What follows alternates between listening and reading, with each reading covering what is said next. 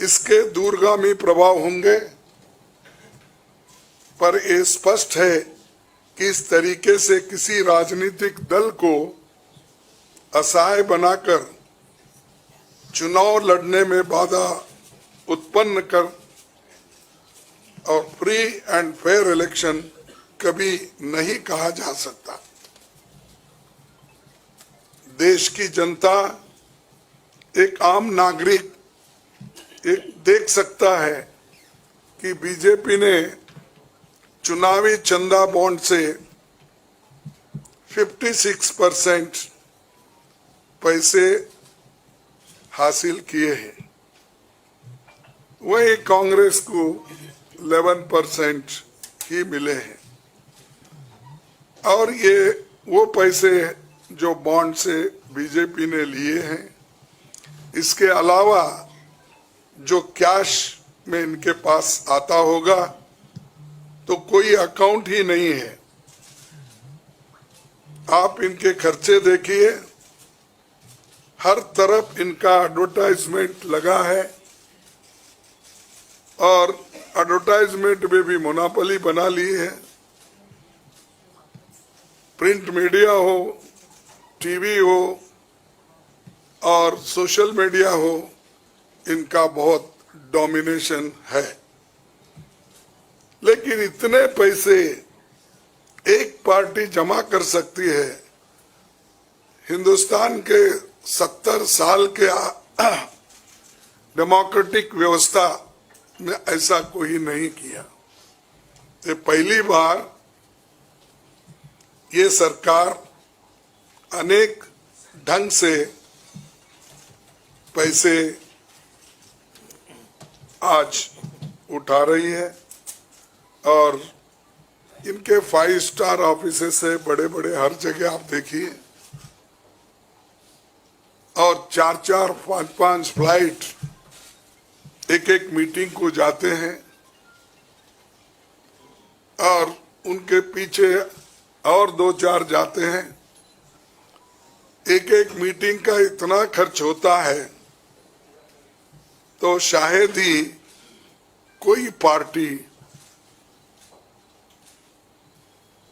Opposition party उसका 10% भी नहीं कह सकती मुकाबला। मैं कहना नहीं चाहता कि बीजेपी ने किस तरीके से कंपनियों से पैसे लिए, क्योंकि सुप्रीम कोर्ट तथ्यों की जांच कर रही है। हमें उम्मीद है कि सच्चाई बहुत जल्द हम सब के सामने आएगी।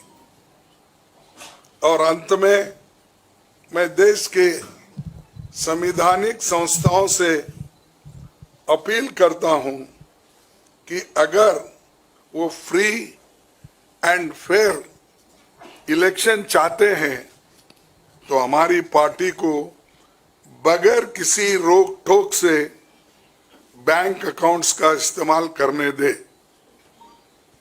और जो इनकम टैक्स का क्लेम है वो अंततः कोर्ट के निर्णय के अनुसार सेटल हो जाएगा। राजनीतिक दल टैक्स नहीं देते, बीजेपी कभी इनकम टैक्स नहीं दी, लेकिन ये लागू सिर्फ कांग्रेस पे हो रहा है। कोई पॉलिटिकल पार्टी इनकम टैक्स के दायरे में नहीं आते, सच है ना, सेटल हो जाए। राजनीतिक दल नहीं आते, बीजेपी ने कभी नहीं दिया अकाउंट। इसके बाद भी अगर हमसे ये मांगा जा रहा है तो हम न्यायालय के अंतिम निर्णय का इंतजार कर रहे हैं, क्योंकि हम चाहते हैं कम से कम न्यायालय तो इस बात को देखे, कानून को देखे, रूल ऑफ लॉ और गवर्नेंस जो संविधान के तहत होता है उसके तरफ तो ध्यान दे दो, क्योंकि आज वो हुकूमत में है, कल दूसरी पार्टी आएगी। लेकिन हमको ये लेवल प्लेइंग ग्राउंड जो हमने पहले से बनाया था, नेहरू जी से लेकर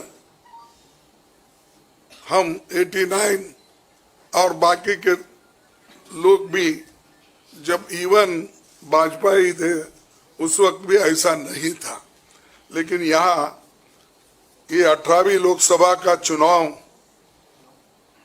जो हो रहा है, इसमें हम सब देख रहे हैं, ये कुचल रहे हैं, सप्रेस कर रहे हैं और हमको चुनाव लड़ने के स्थिति में वो नहीं छोड़ना चाहते हैं और पैसे को तंग तबाह करके वो एक तरफा इलेक्शन कर लेना चाहते हैं। लेकिन लोग भी होशियार है, इसको जानते हैं और लेवल प्लेइंग फील्ड बने रहने के लिए ये उनके जो बाधक है और जो हमारे अकाउंट्स फ्रीज किए हैं वो तत्काल उसका रिलीज होना चाहिए और हमको चुनाव में डेमोक्रेसी और संविधान को बचाने के लिए लेवल प्लेइंग ग्राउंड होना चाहिए।